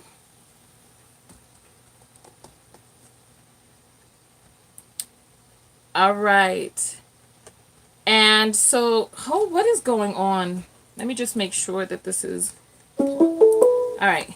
You're on the air live with Tonya. What is your name? Leah. Hi, Leah. All right. So did you see the docudrama or the documentary Central Park 5 or When They See Us? I did. Okay. So what's your thought, your input, your takeaways? Well, for one, I think Ava did an extraordinary job with the piece. Yes. It was very informative. Unfortunately, some people said they couldn't get through the whole four-part series, but I think it was necessary to see Yes. all four parts in so that way you can get the full story, because I think that Corey's fourth part was Yes. the most poignant, the most, I can't really put into words Yeah. his part, because it was the most trying, telling part of the series, because by him being separated from the other three boys, Yes. it made his portion the most heartfelt, hard to bear part. Yes. These, number one, they're all children. These are not grown men we're talking No. about. And it was a lie, and that was what he said at the beginning. So you take what he was saying when he was found guilty, and then you wrap it up and put what he experienced all 14 years he was locked up. Mm. And it's like you just can't put into words what this child, let me emphasize the word child, experience. Yes. So you think that it's your child or your son, your grandson. I mean, it's just ridiculous. Yeah. It was just a lot, but it was Yeah. something for everybody to watch Yeah. in its entirety. Yes, it did. You know what? That fourth part, because I was cool up until Corey's part when he went to see the chaplain and the police officer grabbed him the way that he did. I don't want to give it away for people who are going to be watching it, but that part right there really touched me. I almost felt a vapor come out of my eye, almost, but my heart is so ice cold that sometimes it's difficult for the water to come fully out, but I felt the vapors begin to coalesce in the corners of my eyes. I mean, I can agree with what you're saying, but to have, if you're being locked up and you're having an officer ask you, what is it you can do for me as a No, child? that's not even what I'm talking about. I'm talking about Well, no, when. I'm just saying. But don't If give it you're being away. locked Don't up, give any no, spoilers. I'm not giving it away. I'm just saying. But to be a child, to be put in prison, I'm just saying. Where do you find your safe place? Where do you find comfort? If we all know that inmates rape other inmates, but just to say that and to have that fear come over you, just cripple your body. You're a child. You don't know what that means. Yeah. Yeah. Nobody knows what that means, but I'm just saying, in jail, most people know that when you're in prison, you're likely to have someone just do things to you. That's what you've been told time and time again. But as a child, to have a guard say some things like that to Right, but you, but the but the you part I don't was know. talking about was the part where he went to see the chaplain, where they were talking about Marcy. That's the part. Yeah, I know what you're Oh, talking okay, about. okay, okay, I know okay, that's what I'm saying. okay. I'm not even gonna go into that because that's a Right, whole right, other right, can right, of worms. Because, like you said, he's slow, and his mind is slow. So even the Marcy issue, I don't even think he comprehended the Marcy issue being what it was, for what yeah, it was. yeah. Because Marcy was still what he thought it was, but it wasn't what it was. Right, right. No, I know He went through exactly this what you transition mean. I know what you mean. Yeah. because of who he is. So Right, that's what I'm saying. That's why I didn't want to go into that part either. right, But right. that's what I'm saying. For Yeah, for him to be who he was and put in that situation, that was too much. And truancy is, I think, a small part in his life, because I don't think he was mentally there. So he was right, like, why go to school when I can't understand? right, right, right. No, no. I definitely feel like something was a little hampered with his developmental abilities. I definitely do believe that. And Yeah. I don't think his mom, his whole family his family dynamic was just off the Richter scale. So I didn't really I I was get it. confused. I was confused by his mother. Like there was a backstory there, and Niecy Nash did her thing, but I was She did. confused. I was confused. Like I need to. I don't even know how I would be able to get up to speed with what was going on with the mother. Was she? I don't know. I don't want to say too much. I don't want to create too many spoilers. But when you saw the whole her mother part, was she selling or using? Yeah, she was selling. She was definitely selling. So she didn't have time for them because she was doing what she was doing. Like she said, she was the only one there to provide. So she But did I what she don't had to remember do. seeing any scenes with her passing any things over to people for money. Did I just? I didn't either, but that's Oh, what she okay. said she was doing Oh, okay. All right. based on what the chaplain thing said, the thing that the blow up Right. scene that happened. So I was like, oh, okay, yeah, all righty. But the whole situation, it was just a hot nigga mess. Oh, Anyway. gracious. Oh, Lord. Well, on that note, well, thank you very Because much that for was just a calling lot. in. That was a lot for me. I was like, I can't take this. He's going through a lot. He needs some help, and you're not helping, girlfriend. You really aren't helping. And this situation is seen too much. Yeah. Mm. Yeah. True, true, true. All right. Well, thank you for calling in. All right. Well, it's good talking to you. Same here. All right. So, phone lines are open. We're going to take a few more phone calls from people who have actually seen the docudrama, the documentary about the Central Park Five, or the docudrama called When They See Us. So, so Yaya feels like she's going to get more angry and triggered. You know what? I thought I was going to be angered. I thought I was going to be triggered. But when I saw it, it just let me know what it is that I needed to do for me and my people. So you're on the air live with Tonya. What's your name?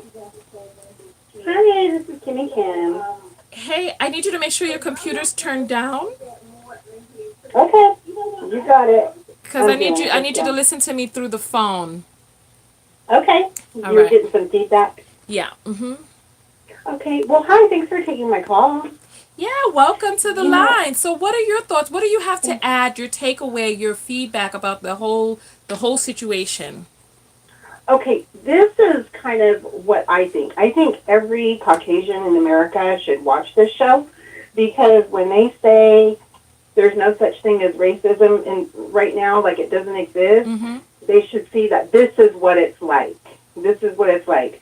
Like you in the beginning of the movie when the police chatter was going off and you hear them saying they're looking for 5 black males. Mhm. Well, they were in the black community.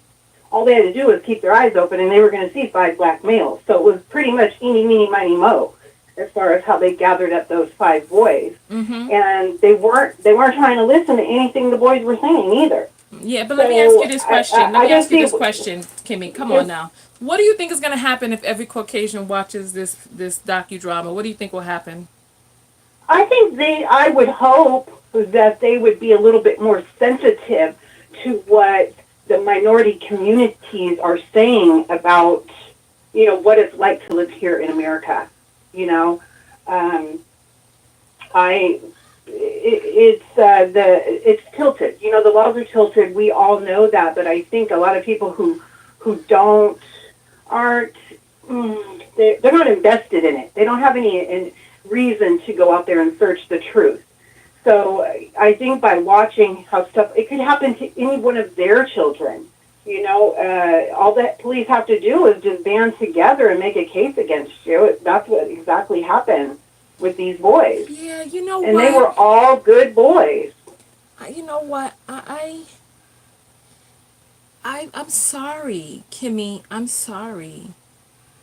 I Hmm. just the word impervious comes to mind. We're talking about the Yeah. same people. Listen, we're talking about the same people who would operate on the uteruses of black women with no anesthesia.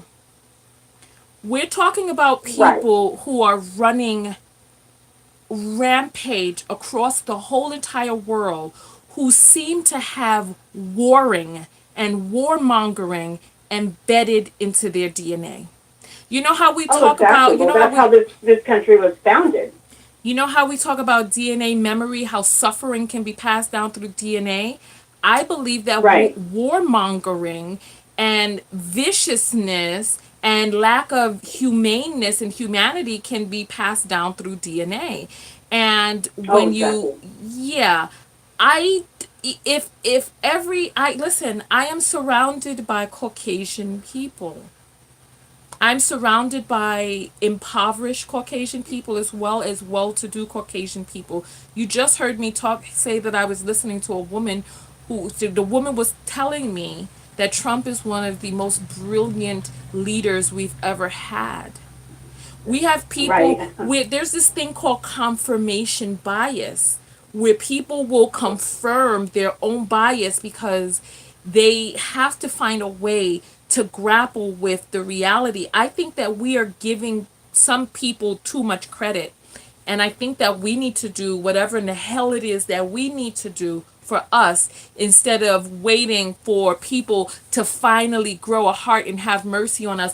Listen, we black women are still, listen, a black woman is exponentially more prone to having an unnecessary C-section than any other woman. The child mortality rates for black women in America is that of less than third world or higher than the mortality rate in third world countries. We're talking about here in Wow. the United States of America. We have black women. Listen, part of the reason that the opioid epidemic has skipped over the black community is because they are impervious to our pain. We come into the hospital and we tell them, I am in pain. Ah, ah, however it is that you express your pain, rolling around on the floor, whatever, your appendix rupturing, and they will be like, oh, you'll be all right because when they see us, they see an Yeah, addict. that's a great point. They see an addict. So instead Right. of giving us pain medication for our pain, the princessy soccer moms that they didn't want to feel any pain, Right. they were giving them the opioids, and then now look. Right. I would say That makes a lot of about sense. 1/10 of the people around me got meth mouth. That's all I'm gonna say. That's all I'm gonna Hmm. say. Go ahead and make your point, sister. Well, I think the other thing that I wanted to say was I was really impressed with how the boys all stood by their truth, Mm-hmm. especially Corey. Every time he went up for his parole hearing, and he knew what they wanted to hear, but he wasn't going to do it. And I get chills just thinking about it right now. That he said, if I was going to lie anytime, it was going to be back then when before all this, before he got convicted. And I just admire the fact that they stood by their truth because as a young child, I mean, they were just babies, going into that kind of atmosphere of the prison. Yeah. It seems like, many people would have just said whatever they wanted to say just to get out of there. Apparently, they I said what really they love. wanted them to say that got them in there. So I don't blame him. But I think the other boys lied as well because they were all out before him. He was the last one. He was the last Oh, well, one. I think because he was the adult, he was in there as an adult, so I think his crimes were a little bit more. And the last thing I wanted to say is the one prison person who was kind of nice to him by bringing him the cards and kind of had some kind of camaraderie with him. I wonder if they ever reunited after. I wonder if that was even a 'Cause real it seemed person like because that man it seemed like he was invested in him. Like he um really felt bad for what Corey was going through. listen, do you think that person really existed?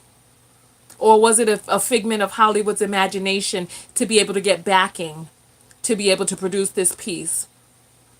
Hmm. Let me ask you all. Yes, okay, so there's people out there.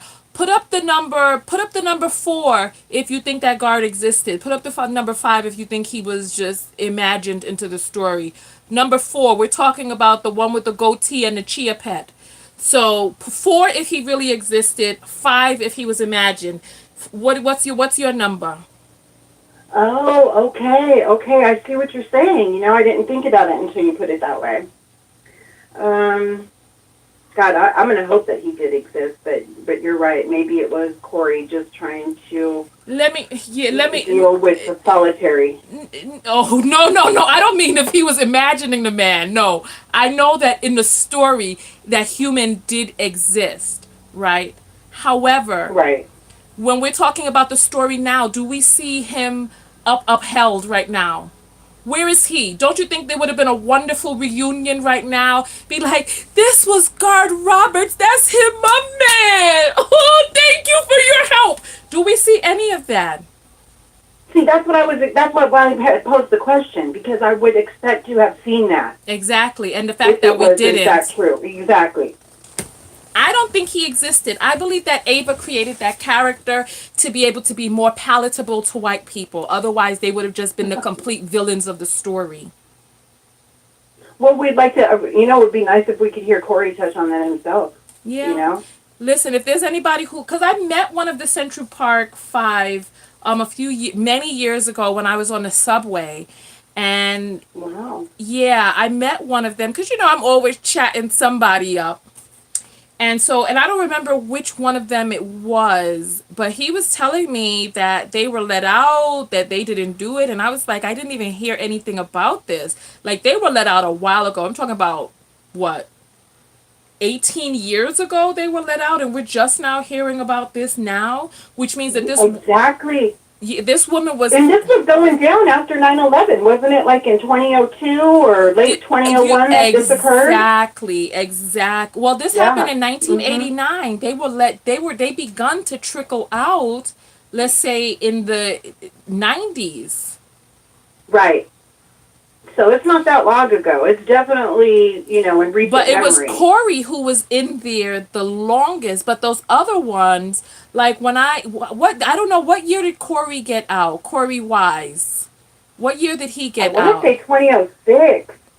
So yeah. Or was it more recent than that? I don't even know, but what I'm saying is I met one of them. I met one of them on the train, and we were talking. And when we got off the train, because I remember we were on a subway platform that had like a lot of noisy trains and stuff. It was one of those darker platforms, and he and I were talking, Yeah. and he was telling me that he was one of. But you know what? Only a few of them, only two of them stayed in New York, I believe. So it had to have been one of them. It had to have either been Corey or. Yeah, it was Corey. I remember seeing that at the end. Right. Corey So was the only one who stayed there. was he the only? So it must have. I don't know, because I met one of them, and they were telling me about and I was just like, I was stunned. I wish I'd gotten his phone number. I really Yeah, now. that would be great to have him call in and speak with you on air. You know what? So listen. So Corey got out in 2002. That was 14 years after. So.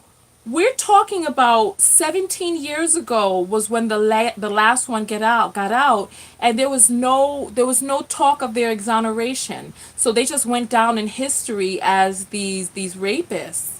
You know what I mean? Right, yeah. So you know what? Thank you for calling in. Yeah, thank you. I was just going to wind up so anybody else can call in. Okay. Well, Thanks a lot for taking my call.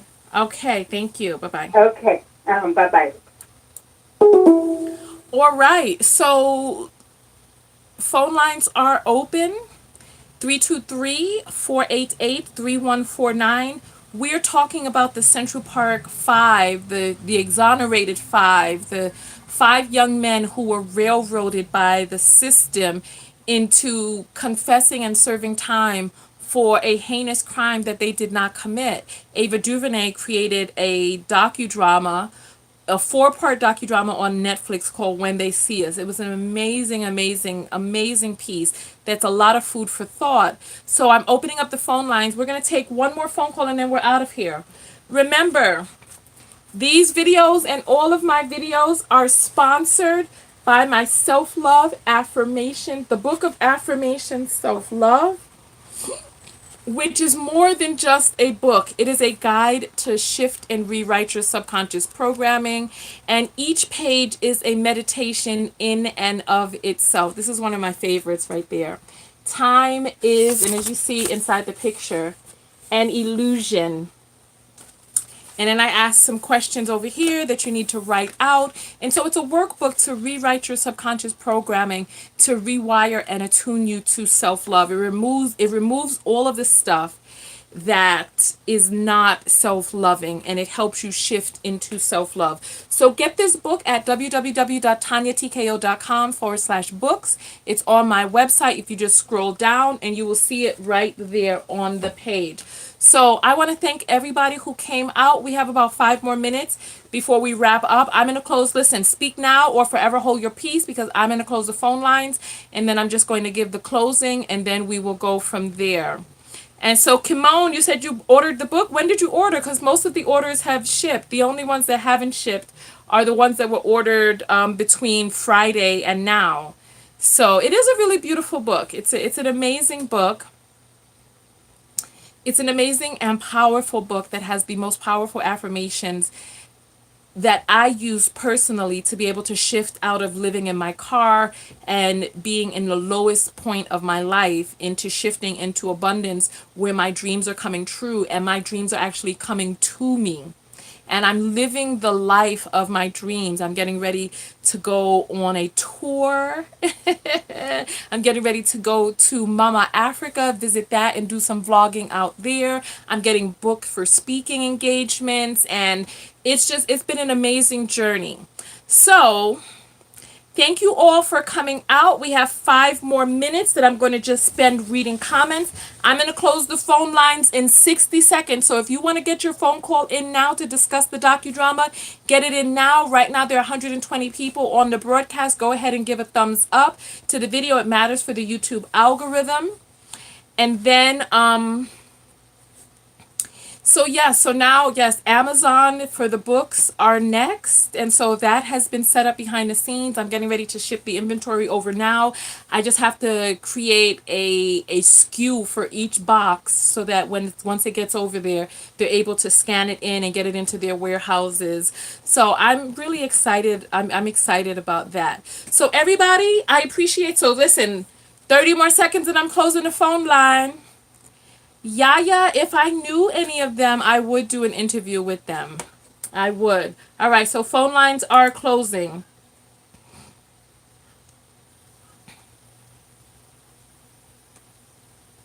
All right, phone lines are closing right now. All right, phone lines are closed. So I want to thank everybody so they're on Facebook. Are they really? All right, you know what? You know what? I should look them up. They're on Instagram too. You know what? You're right. Because my niece said that when she looked it up, she followed them. So yes, that would be great. I would love to remember which one of them it was that I saw. Because even though Corey is the only one that stayed in New York, I don't know if one of the guys that I met was visiting. You know what I mean? Was visiting from another state, and he just happened to be in New York when we met. All I remember is that he was much taller than I, but so many people are much taller than I. And I remember he had such a sad spirit. Like his spirit was so sad. You know what I mean? It was like he seemed really withdrawn, and his spirit just seemed really just fractured. I won't say broken, but his spirit seemed fractured. All right, so yeah, I would love to remember which one of them it was, and I was like, I talked with him when we talked, but I didn't really know what more I could do besides have that conversation, and the way it is nowadays, people get your phone number. If it's not specifically about business, it could try to, and I wasn't in that space, you know what I mean? So I was just like, I talked with him, and then when all was said and done, we parted ways. You know what I'm saying? All right. Maybe. You know what? I was looking, from what I remember, yeah. Yeah. From what I remember, you know what? I need to look at their pictures again, and then I'll figure it out. All right, so we are coming down to the last 90 seconds. I want to thank everybody for coming out. Thank you for coming out and spending these past few hours with me going over the Central Park Five, the exonerated five, these 5 resilient young men who were framed for a crime they didn't commit, and they paid a tremendous price. but then came out on the other side of it. So thank you all, thank you all, thank you all. Thank you, thank you. All right, so thank you, thank you, thank you, thank you, thank you. All right, thank you, Brenda, for coming out. We're down to the last 40 seconds. Good night, Cal Brown. Good night, Bruce Gibson. Good night, Half Urban. Good night, everybody. Thank you all for coming out. Thank you, Macadamian. Thank you, Shelly. Remember, go to my website and order your book today. Support the show if you want to figure out, how am I able to make these videos? How do I have the capacity, the space, the freedom, the latitude? It's because I help you all help yourself through my books and content. So make sure that you get that book. We're down to the last 15 seconds. Thank you, Rehab, L, Tammy, okay. Thank you, thank you, thank you, thank you, thank you. And I will see you all in the next video. Peace. Be sure to share this video, subscribe, thumbs up, comment below. Tonya TKO, and I'm out. Peace.